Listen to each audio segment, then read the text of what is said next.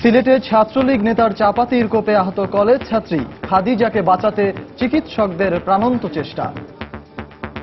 এমন ভাবে তাকে কোপানো হয়েছে যে তার মাথার যে খুলি আছে এইটা ভেদ করে তার ব্রেন ইনজুরি হয়েছে। ওনার কন্ডিশন খুবই খারাপ। আমরা জ্ঞান ফেরাবো না, 72 আওয়ার্স পর্যন্ত ইলেকটিভলি ওকে জ্ঞান ফিরতে দেওয়া হবে না। অভিযুক্ত বদরুলকে আসামি করে মামলা, প্রতিবাদে বিক্ষোভ, সড়ক অবরোধ, দৃষ্টান্তমূলক শাস্তি দাবি।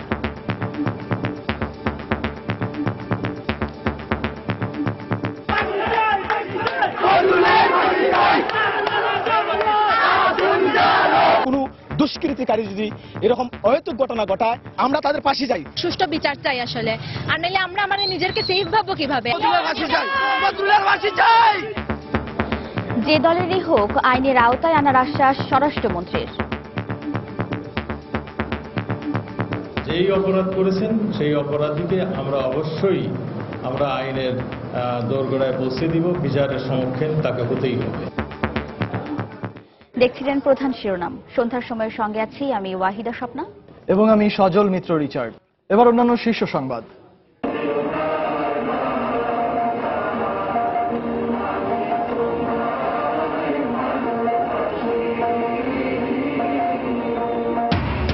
জাতীয় সঙ্গীত পরিবেশনের মধ্য দিয়ে ক্লাস শুরু কার্যক্রমের উদ্বোধন। দেশের সব শিক্ষা প্রতিষ্ঠানে নিশ্চিত করতে মাঠ পর্যায়ে নির্দেশনা। প্রতিষ্ঠার 2 দশকেও বেশিরভাগ বেসরকারি বিশ্ববিদ্যালয়ে নিজস্ব ক্যাম্পাস নেই, ক্ষুণ্ণ হচ্ছে শিক্ষার মান। বাণিজ্যিক মানসিকতা ত্যাগের আহ্বান শিক্ষাবিদদের। কেন্দ্রীয় কারাগারের নিরাপত্তা নিয়ে উদ্বিগ্ন খোদ আইজি প্রিজন। বললেন, স্থানীয় দখলদারদের কারণে প্রাচীর তোলা যাচ্ছে না। শারদীয় দুর্গোৎসব সামনে রেখে মণ্ডপে মণ্ডপে চলছে প্রতিমা অলঙ্করণের কাজ। নিরাপত্তাকে সর্বোচ্চ গুরুত্ব দিচ্ছে পূজা উদযাপন কমিটি। এবং ফতুল্লায় প্রস্তুতি ম্যাচে বিসিবি একাদশের বিপক্ষে 4 উইকেটের জয় পেল ইংল্যান্ড। ইমরুলের দাপুটে সেঞ্চুরি।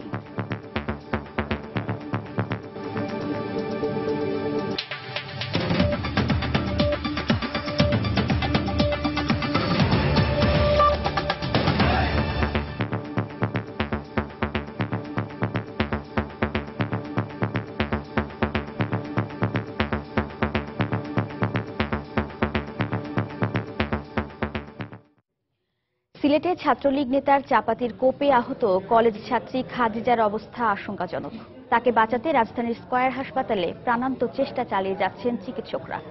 প্রেমের প্রস্তাবে রাজি না হওয়ায় খাদিজাকে কুপিয়ে গুরুতর জখম করেছে শাহজালাল বিশ্ববিদ্যালয় ছাত্রলীগের সহ সম্পাদক। গতকাল বিকেলে এমসি কলেজ ক্যাম্পাস এলাকায় এ ঘটনা ঘটে। এ ঘটনায় অভিযুক্ত ছাত্রলীগ নেতা বদরুলকে গণধোলাই দিয়ে পুলিশের সোপর্দ করেছে এলাকাবাসী। এ ঘটনায় তাকে আসামি করে পরিবারের পক্ষ থেকে মামলা করা হয়েছে।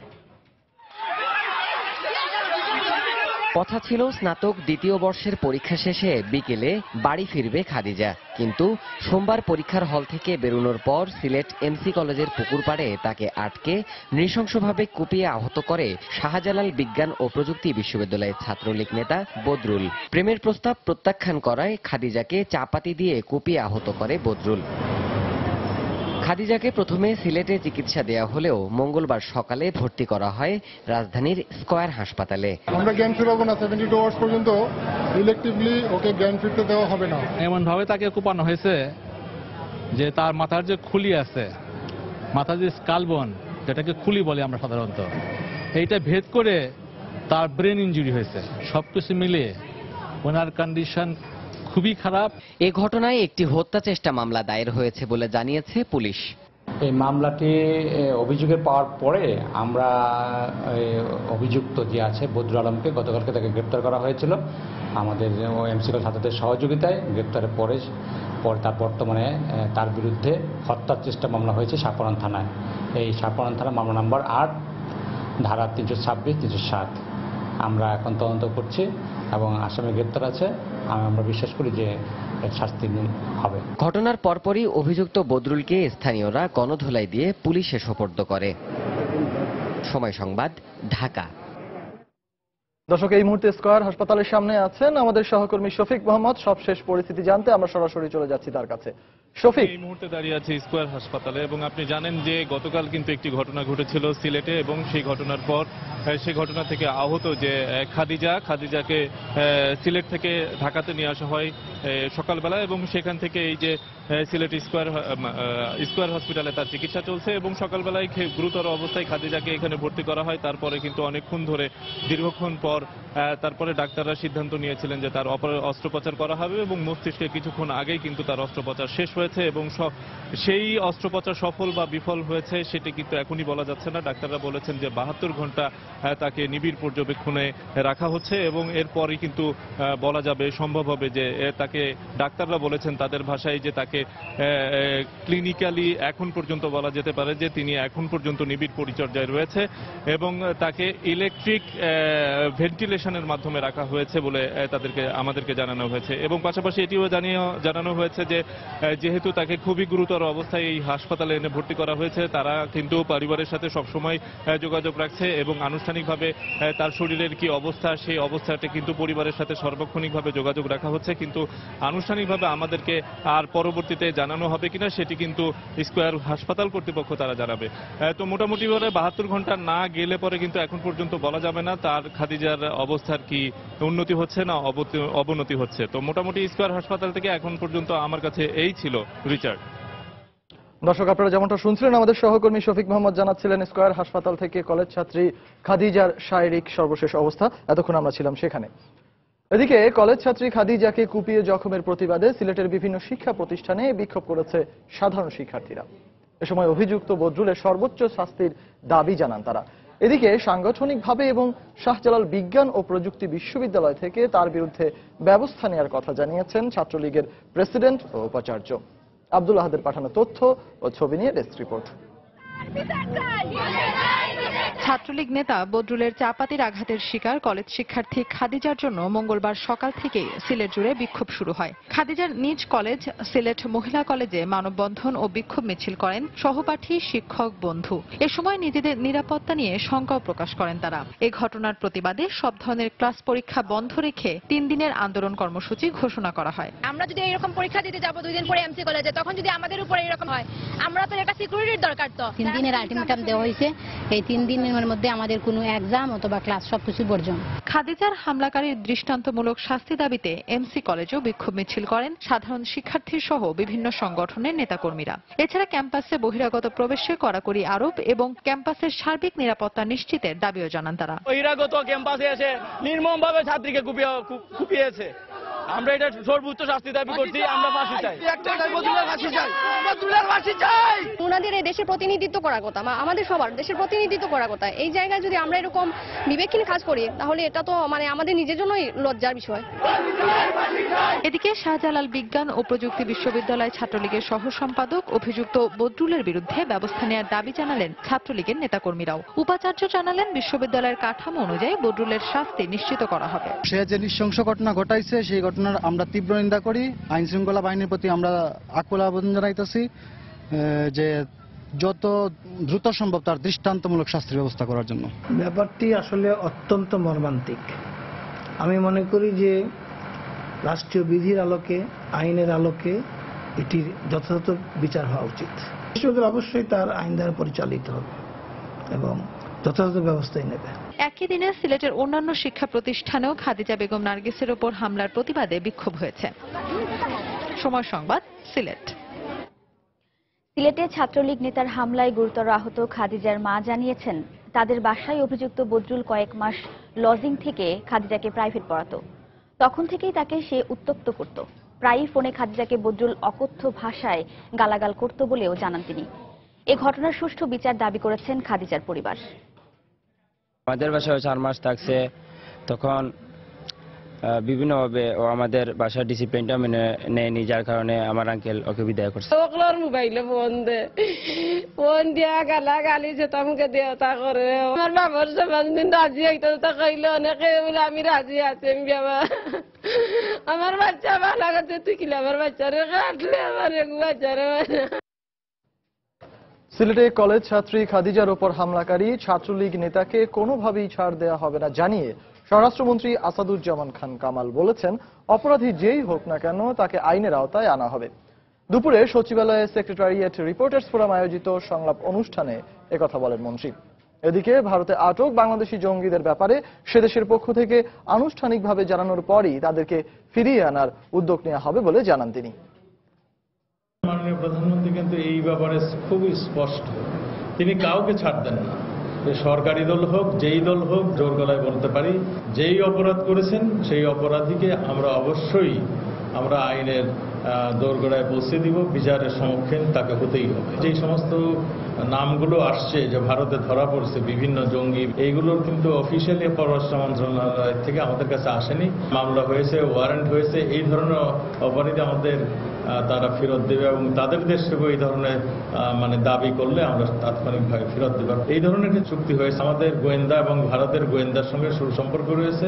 পরবর্তী যেটা ব্যবস্থা সেটা আমরা সরকারিভাবে নেব। রাঙামাটির কাপ্তাই লেকের পাশে 2 তলা ভবন ধসে পড়েছে। এক শিশুসহ 2 জনের লাশ উদ্ধার করা হয়েছে। আটকা পড়ে আছে 4টি পরিবার। উদ্ধার কাজ চালাচ্ছে সেনাবাহিনী ও ফায়ার সার্ভিস। এই মুহূর্তে ঘটনাস্থলে রয়েছেন সহকর্মী হেফাজত সবুজ। বিস্তারিত জানতে টেলিফোনে কথা বলছি তার সঙ্গে। সবুজ, ফায়ার সার্ভিসের এবং সেনাবাহিনীর উদ্ধার তৎপরতার সবশেষ খবর আপনার কাছে কি রয়েছে আমাদের জানান। এখন পর্যন্ত যে খবর রয়েছে সেটা হলো যে রাঙামাটির মহিলা কলেজ সড়কের একটি দোতলা ভবন ধসে কাপ্তাই লেকে পড়ে গিয়েছিল। সেই ভবনের উদ্ধারটা এখন চলছে। যদিও ফায়ার ব্রিগেডের যথেষ্ট সীমাবদ্ধতার মধ্যেও তারা চাচ্ছেন সর্বোচ্চ দ্রুত উপায়ে কিভাবে উদ্ধার কাজ সম্পন্ন করা যায়। এরই মধ্যে আমরা দেখেছিলাম যে কিছুক্ষণ আগেই 2 জনকে ফায়ার ব্রিগেডের উদ্ধারকর্মীরা উদ্ধার করতে সক্ষম হয়েছিল, কিন্তু তাদেরকে হাসপাতালে নিয়ে যাওয়ার পর তাদের মৃত ঘোষণা করা হয়েছে। এবং তাদের পরিচয় সম্পর্কে আমরা প্রাথমিকভাবে যতটুকু জেনেছি সেটা হলো যে তারা মা এবং মেয়ে এবং বাবা হিসেবে এতটুকু আমরা এই পর্যন্ত জানতে পেরেছি। কিছুক্ষণ আগে একজন মহিলা প্রলাপ করে বলছিলেন যে তার 2 জন শিশু বাচ্চা ওই ভবনের নিচের তলায় আটকা পড়ে আছে। তাহলে ফায়ার ব্রিগেড ওখানে উদ্ধার অভিযান চালাচ্ছে। তারা বলছে যে আসলে খুব ঘিঞ্চি জায়গার কারণে উদ্ধার কাজগুলো তাদের করতে অনেক বেশি ব্যাগ পেতে হচ্ছে এবং ওখানে যাতে কোনো প্রকার জনগণ ভিড় না করে এ ব্যাপারে সকলের সহযোগিতা কামনা করছেন। এবং স্পটে আর্মি, সেনা, তারপরে পুলিশ, বিজিবি এবং প্রশাসন ঊর্ধ্বতন কর্মকর্তাগণ উপস্থিত আছে। এই আছে সর্বশেষ আমার কাছে। দর্শক, রাঙামাটির কাপ্তাই লেকের পাশে 2 তলা ভবন ধসে পড়ে এক শিশুসহ 2 জনের লাশ উদ্ধার করেছে সেনাবাহিনী ও ফায়ার সার্ভিস। সেখান থেকে আমাদের সঙ্গে টেলিফোনে যোগ দিয়েছিলেন সহকর্মী হেফাজত সবুজ। এবার পরের প্রসঙ্গ। ক্লাস শুরুর আগে দেশের সব শিক্ষা প্রতিষ্ঠানে নিয়মিত জাতীয় সঙ্গীত পরিবেশন এবং জাতীয় পতাকা উত্তোলনের আহ্বান জানিয়েছেন শিক্ষামন্ত্রী নুরুল ইসলাম নাহিদ। বিষয়টি নিশ্চিত করতে মাঠ পর্যায়ের শিক্ষা কর্মকর্তাদের তদারকির নির্দেশ দেওয়া হয়েছে বলেও জানান তিনি। সকালে রাজধানীর ঢাকা কলেজে জাতীয় সঙ্গীত পরিবেশনের মাধ্যমে ক্লাস শুরু কর্মসূচির উদ্বোধন শেষে সাংবাদিকদের সঙ্গে কথা বলেন তিনি।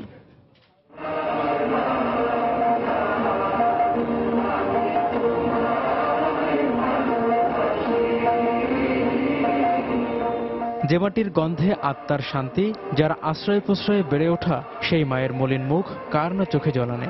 সেই জল মুছে মলিন মুখে হাসি ফোটানোর প্রত্যয়ে তাই একসুরে গেয়ে চলা।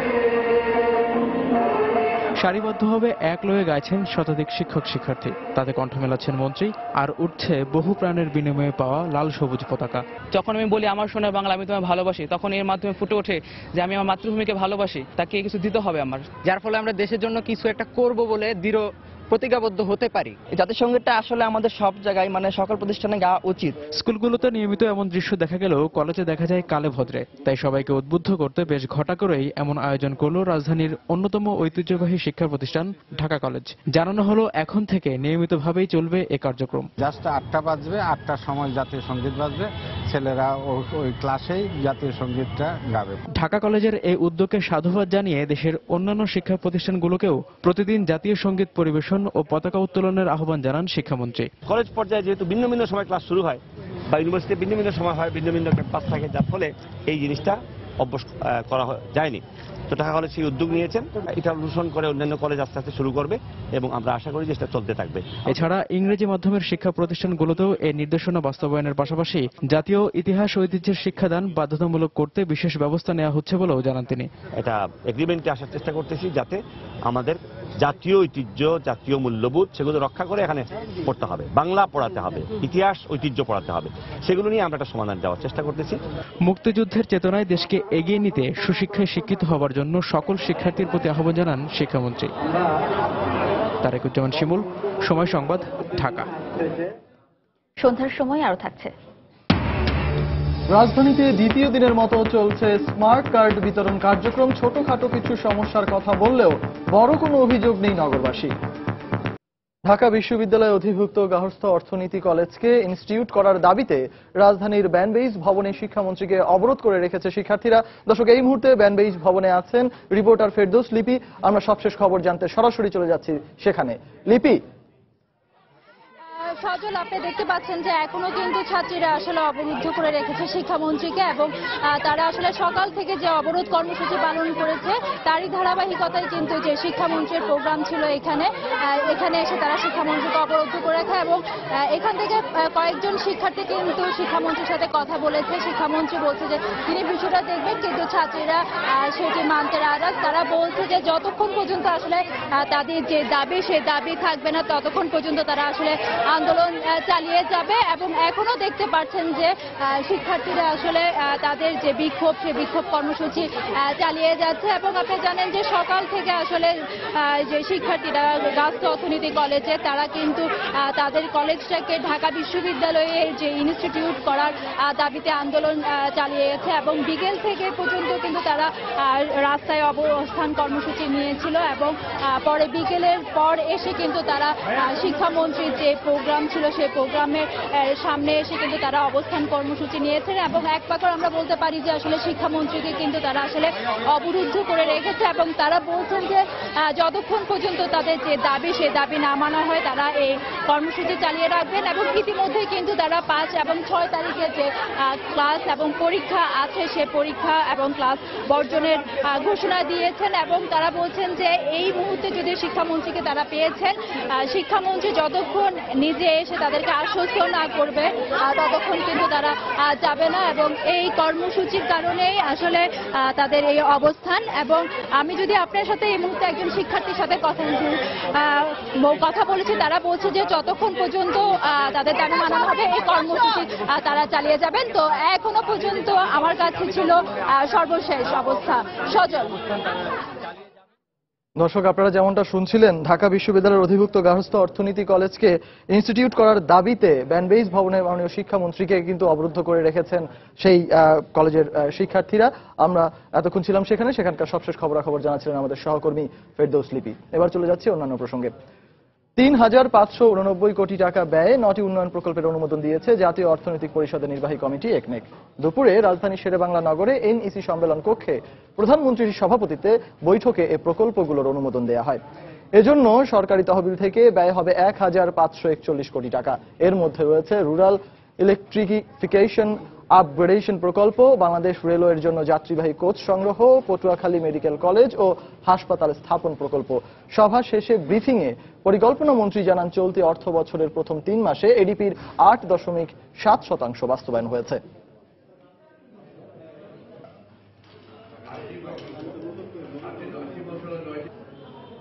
প্রতি বছর বেসরকারি বিশ্ববিদ্যালয়ে বাড়ছে শিক্ষার্থীর সংখ্যা। সেই অনুযায়ী শিক্ষার মান না বাড়ায় বেসরকারি বিশ্ববিদ্যালয়ের পাঠ্যসূচি, ট্রাস্টি বোর্ড সহ নানা বিষয় নিয়ে বাড়ছে সমালোচনাও। সংকট সমাধানে ছাত্র সংসদ প্রচলনের মধ্য দিয়ে যোগ্য নেতৃত্ব সৃষ্টির পাশাপাশি বাণিজ্যিক মানসিকতা ত্যাগের আহ্বান শিক্ষাবিদদের।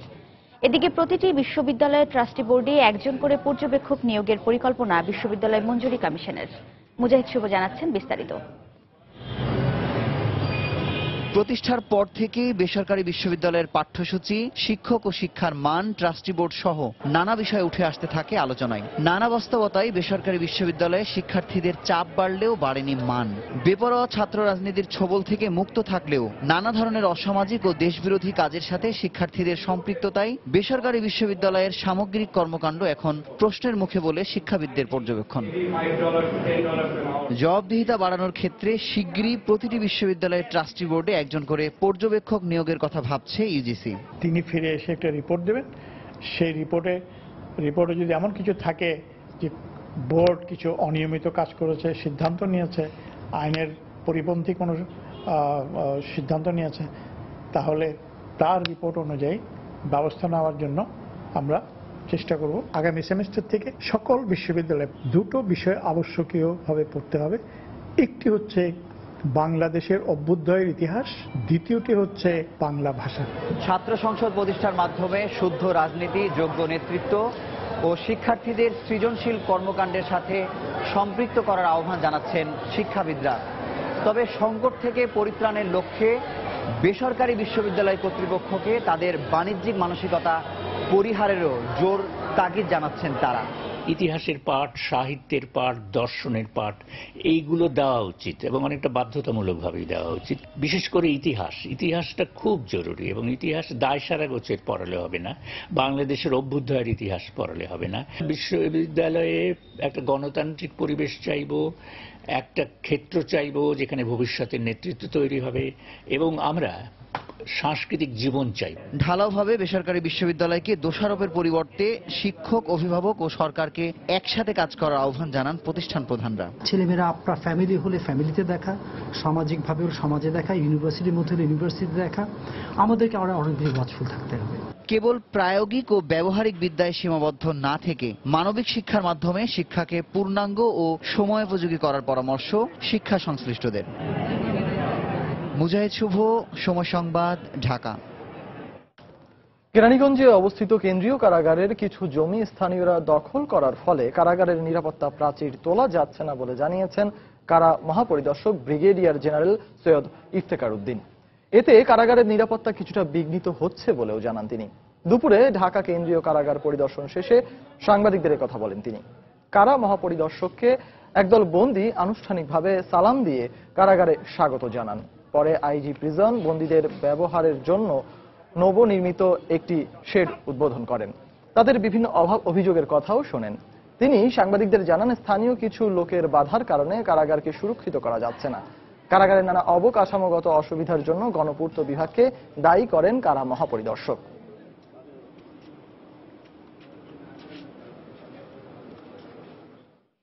যে কোনো কারণেই হোক বাউন্ডারি ওয়াল আগে সম্পন্ন না করে কারাগারের কার্য সম্পন্ন করা হয়েছে, যার কারণে কিছুটা নিরাপত্তা বিঘ্নিত হচ্ছে।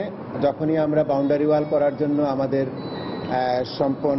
পিডাব্লিউডি তাদের কন্ট্রাক্টর নিয়ে সেখানে যাচ্ছে, তখন ওখানে ওনারা দা বা অন্যান্য অস্ত্রশস্ত্র সহ তেড়ে আসেন, যার জন্য পিডাব্লিউডি সেখানে কাজ করছে না। সন্ধ্যার সময় আরো থাকছে। রাজধানীর শাহজাহানপুরে নলকূপের পাইপে পড়ে শিশু জিহাদ মৃত্যুর ঘটনায় 6 জনের বিরুদ্ধে অভিযোগ গঠন। সাক্ষ্য গ্রহণ 18 অক্টোবর। দ্বিতীয় দিনের মতো রাজধানীর 2টি সিটি কর্পোরেশনের 4টি ওয়ার্ডের নাগরিকদের দেয়া হচ্ছে জাতীয় পরিচয়পত্র স্মার্ট কার্ড। সকাল 9টায় সিদ্ধেশ্বরী গার্লস কলেজে দক্ষিণ সিটির ভোটারদের মাঝে কার্ড বিতরণ শুরু করে নির্বাচন কমিশন। হাতের ছাপ মুছে যাওয়া, ঠিকানা পরিবর্তন ও সংশোধনের জন্য কাগজ জমা দেওয়ার পরও ভুল ছাপার কিছু অভিযোগ থাকলেও নির্বাচন কমিশন বলছে 1 বছর আগের তথ্য নিয়ে স্মার্ট কার্ড তৈরি হওয়ায় কিছু ঝামেলা রয়েছে। তবে আগারগাঁও কার্যালয়ে সংশোধনের ব্যবস্থাও রয়েছে বলে জানান তারা। 10 অক্টোবর পর্যন্ত সিদ্ধেশ্বরী গার্লস কলেজ কেন্দ্র থেকে 19, 20 ও 21 নম্বর ওয়ার্ডের ভোটাররা কার্ড সংগ্রহ করতে পারবেন। এছাড়া আজ উত্তর সিটির 1 নম্বর ওয়ার্ডের ভোটারদের মাঝেও দেয়া হয় স্মার্ট কার্ড। 4/5/2016 তারিখে আমি কারেকশন করেছি, কিন্তু এখন যেটা আমাকে এখন স্মার্ট কার্ড যেটা দিল সেটাতে সেই আগের ভুল রয়ে গেছে। সার্ভে অনেক সময় গোলমাল করে যে এখন সার্ভে আসতেছে না, একটু পরে আসবে। দুর্ঘটনা বা যে কোনো প্রবলেমের জন্য আমরা এটা আমাদের কাজে অবশ্যই আমাদের এটা উপকারে আসবে। ব্যবহারের ক্ষেত্রে যদি নির্বিঘ্ন হয়, এটার জন্য আমরা সহযোগিতা পাই এই কাজে, সেটাই আমাদের একান্ত কামনা। মেহেদি দিয়ে আসলে সেটা কিন্তু আমাদের মেশিন ডিটেক্ট করতে পারে না। কৃষক বা অন্য ধরনের যে হার্ড ওয়ার্কার, কাঠ মিস্ত্রি, রং মিস্ত্রি, ওনাদের আঙ্গুলের ছাপটা আসলে থাকে না। আজকে আমরা তাদের বায়োমেট্রিক গুলো 10 আঙ্গুলের ছাপ এবং আইরিশ নিয়ে নিচ্ছি, দেন আমরা কার্ডগুলো পৌঁছায় দিব তাদের বাসায়। সেকেন্ড টাইম যেন তাকে না আসতে হয়। রাজশাহীতে দিন রাত দেবী দুর্গার প্রতিমাতে রং তুলির আঁচড় দিচ্ছেন শিল্পীরা। রাজশাহীর বিভিন্ন মণ্ডপ ঘুরে দেখা গেল এমনই চিত্র। আব্দুল সালামের তোলা ছবিতে সাইফুর রহমান রকির রিপোর্ট। দোরগোড়া হিন্দু ধর্মাবলম্বীদের সবচেয়ে বড় উৎসব শারদীয় দুর্গাপূজা। রাজশাহীর বিভিন্ন মণ্ডপে দুর্গা, কার্তিক, গণেশ, লক্ষ্মী সহ নানা প্রতিমা তৈরির কাজে ব্যস্ত শিল্পীরা। কাদামাটি দিয়ে গড়ে তোলা দেবী দুর্গার প্রতিমায় ভরে উঠছে সনাতন ধর্মাবলম্বীদের মন্দির ও পালবাড়িগুলো। হাতে সময় কম, তাই দিনরাত ক্লান্তিহীনভাবে কাজ করছেন প্রতিমা শিল্পীরা।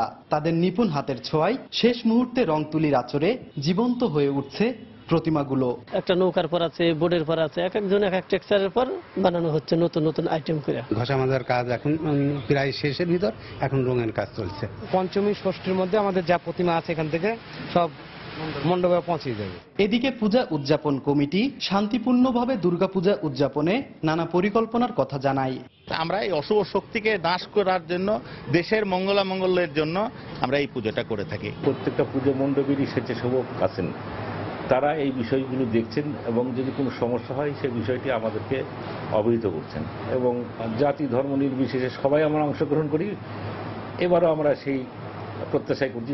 অবশ্য মেট্রোপলিটন পুলিশের শীর্ষ এ কর্মকর্তা জানালেন, দুর্গাপূজাকে ঘিরে বাড়তি নিরাপত্তা ব্যবস্থা নেওয়া হয়েছে। চেকপোস্টের সংখ্যা বাড়িয়ে দেওয়া হবে। প্রতিটি মণ্ডপে আমরা চেষ্টা করব সিভিল ড্রেসে পুলিশকে রাখার জন্য চেষ্টা করব এবং কয়েকটি মণ্ডপকে ঘিরে একটা করে মোবাইল পেট্রোল রাখা, যাতে কোথাও কিছু সমস্যা হলে তারা সেখানে অ্যাটেন্ড করতে পারে। জেলা ও মহানগর মিলিয়ে প্রায় 450 মণ্ডপে এবার দুর্গাপূজা অনুষ্ঠিত হবে। সাইফুর রহমান রকি, সময় সংবাদ, রাজশাহী। দেশের সব ধর্মের মানুষ সতর্ক থাকলে ধর্মীয় সম্প্রীতি ধ্বংসকারী জঙ্গি গোষ্ঠীর অপতৎপরতা বন্ধ হয়ে যাবে বলে মন্তব্য করেছেন খাদ্যমন্ত্রী অ্যাডভোকেট কামরুল ইসলাম। দুপুরে কেরানীগঞ্জ উপজেলা মুক্তিযোদ্ধা কমপ্লেক্স ভবনে হিন্দু সম্প্রদায়ের নেতাদের সাথে এক মত বিনিময় সভায় তিনি এসব কথা বলেন। আজকে জঙ্গি গোষ্ঠীর একটি অপতৎপরতা, তারা পবিত্র ইসলাম ধর্মকে অপমান করার জন্য তৎপর সমস্ত পৃথিবীতে। বাংলাদেশ আবহমানকাল যেমন বাংলাদেশে হিন্দু, বৌদ্ধ, খ্রিস্টান আমরা একসাথে ভাই ভাই হিসেবে বসবাস করি। আপনাদেরকে সবাইকে সতর্ক থাকতে হবে। ইনশাআল্লাহ কোনো অশুভ শক্তি আমাদের এই আয়োজনকে, এই উৎসবকে প্রাণবন্ত রাখবে, কোন রকম ক্ষতি করতে পারবে। রাজধানীর শাহজাহানপুরে গভীর নলকূপের পাইপে পড়ে শিশু জিহাদ নিহত হওয়ার ঘটনায় দায়ের করা মামলায় 6 আসামির বিরুদ্ধে অভিযোগ গঠন করেছেন আদালত। সকালে শুনানি শেষে ঢাকার বিশেষ জজ 5-এর বিচারক আখতারুজ্জামান চার্জ গঠন করেন। সেই সাথে আগামী 18 অক্টোবর সাক্ষ্য গ্রহণের জন্য দিন ধার্য করেন আদালত। 2014 সালের 26 ডিসেম্বর বিকেলে শিশু জিহাদ শাহজাহানপুরের রেলওয়ে মাঠ সংলগ্ন পানির পাম্পের পরিত্যক্ত পাইপে পড়ে যায়। পরদিন রাজধানী শাহজাহানপুর থানায় দায়িত্বে অবহেলায় একটি মামলা দায়ের করেন নিহতের বাবা নাসির ফকির। আগামী 13 অক্টোবর পর্যন্ত সড়ক মহাসড়কে অতিরিক্ত ওজনের পণ্যবাহী পরিবহনে জরিমানার কার্যক্রম বন্ধ থাকবে বলে জানিয়েছেন সড়ক পরিবহন ও সেতুমন্ত্রী ওবায়দুল কাদের। বিকেলে রাজধানীতে মোটরযান এক্সেল লোড নিয়ন্ত্রণ সংক্রান্ত এক বৈঠকে তিনি এ ঘোষণা দেন। এ সময় পরিবহন সংশ্লিষ্টরা বলেন, মহাসড়কে অতিরিক্ত ওজনের পণ্য পরিবহনে তারাও আগ্রহী নন, তবে এর জন্য সঠিক ওজন স্কেল ও ওজন সীমা নির্ধারণের দাবি জানানো হয়। কোন জরিমানা হবে না, ঠিক আছে, সেটা হলো ব্যাপার। এখন যেভাবে চলছে এইভাবেই চলবে। আপনাদের রাস্তা আপনাদের রক্ষা করতে হবে, এইটা মনের মধ্যে রাখবেন। জরিমানাটা কেন হয়? ওভারলোড করবেন না, জরিমানা হবে। আমরা বসবো, আমরা বিস্তারিত এর একটা পার্মানেন্ট এবং ডিউরেবল একটা সলিউশন আমরা দিতে চাই।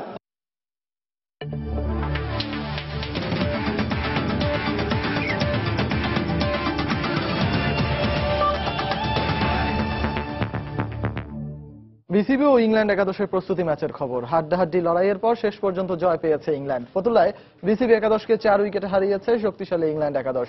টস জিতে আগে ব্যাট করে ইমরুল কায়েসের দাপুটে সেঞ্চুরিতে 9 উইকেটে 309 রান করে বিসিবি একাদশ। জবাবে অধিনায়ক জস বাটলারের অপরাজিত 80 রানের ইনিংসে 4 উইকেট হাতে রেখেই জয় নিশ্চিত করেন থ্রি লায়ন্সরা।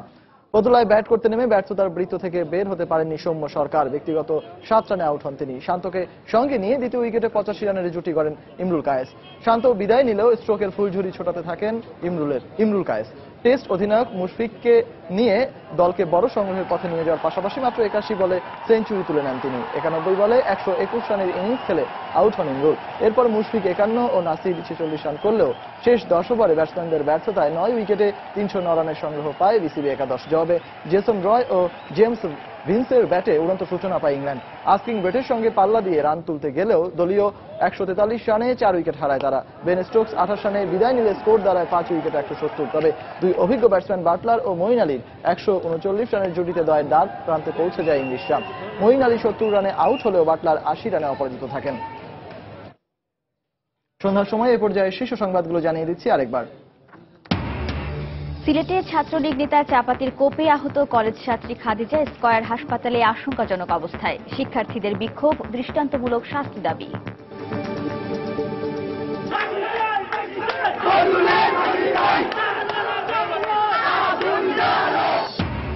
রাঙামাটির কাপ্তাই লেকের পাশে ধসে পড়েছে 2 তলা ভবন। এক শিশুসহ 3 জনের লাশ উদ্ধার, এখনো নিখোঁজ একজন। গৃহস্থ অর্থনীতি কলেজকে ইনস্টিটিউট করার দাবিতে বিক্ষোভ। রাজধানীর ব্যানবেজ ভবনে শিক্ষামন্ত্রীর অনুষ্ঠানের বাইরে শিক্ষার্থীদের অবস্থান। প্রতিষ্ঠার 2 দশকেও বেশিরভাগ বেসরকারি বিশ্ববিদ্যালয়ের নিজস্ব ক্যাম্পাস নেই। ক্ষুণ্ণ হচ্ছে শিক্ষার মান, বাণিজ্যিক মানসিকতা ত্যাগের আহ্বান শিক্ষাবিদদের। এবং কেন্দ্রীয় কারাগারের নিরাপত্তা নিয়ে উদ্বিগ্ন খোদ আইজি প্রিজন। বললেন, স্থানীয় দখলদারদের কারণে প্রাচীর তোলা যাচ্ছে না। এই ছিল সন্ধ্যার সময়। যে কোনো খবর পেতে ভিজিট করুন সময়নিউজ.tv আর সঙ্গেই থাকুন সময়ের।